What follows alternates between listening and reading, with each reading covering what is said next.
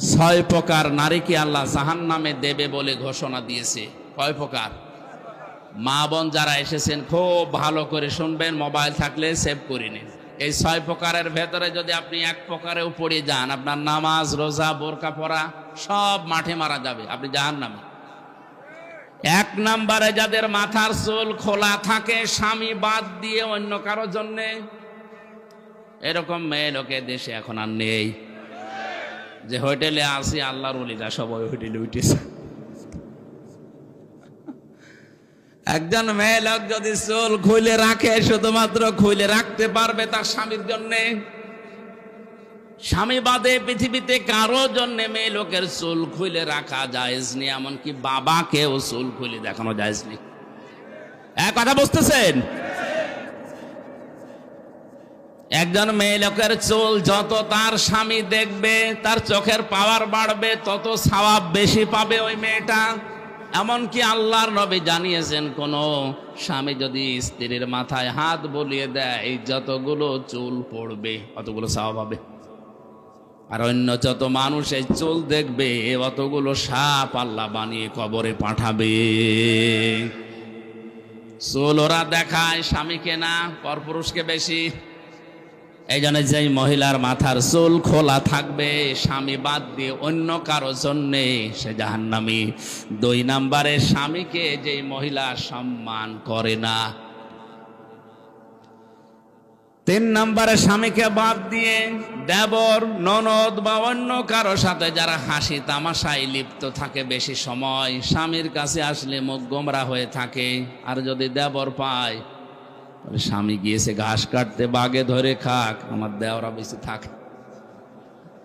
একটা কবিতা এরকম পড়েছিলাম কোথায় যেন, তো স্বামী ঘাস কাটতে গেছে মাঠে, ওরে বাগে ধরে খেয়ে ফেলুক, আমার দেওরা বেশি থাক।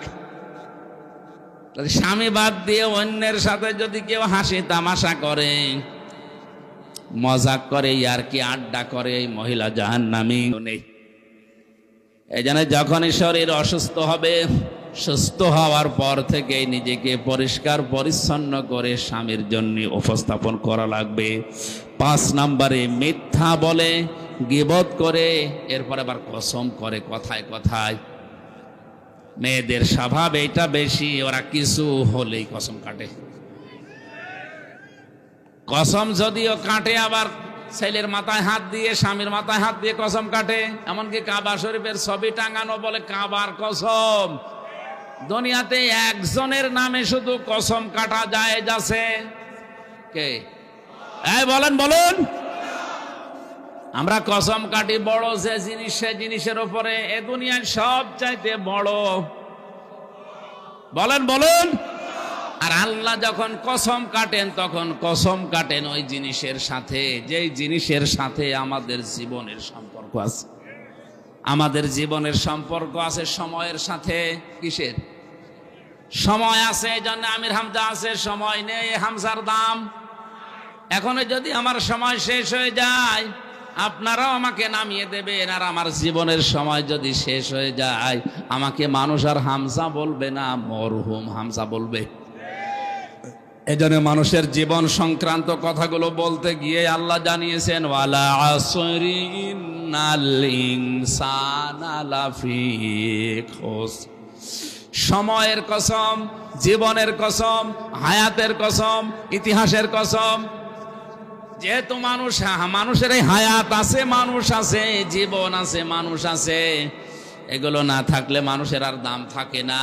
এর সম্পর্ক মানুষের জীবনের সাথে রিলেটেড। এই জন্য আল্লাহ মানুষের জীবন সংক্রান্ত কথা বলতে গিয়ে কসম দিয়েছেন হায়াতের, সময়ের। জোরে বলেন সুবহানাল্লাহ।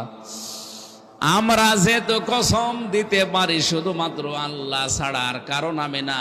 মা বোন যারা এসেছেন, কসম যদি কাটতেই হয় আল্লাহ নামে কাটবেন।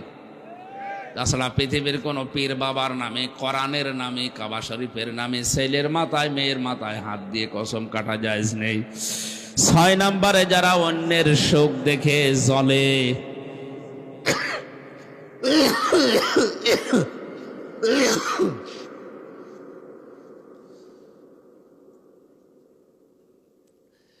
যারা অন্যের সুখ দেখে জ্বলে এবং কিছু দান করলেও যারা খোঁটা দেয়, এই 6 প্রকার নারীর কথা মুসলিম শরীফে নবীজি জানিয়েছেন।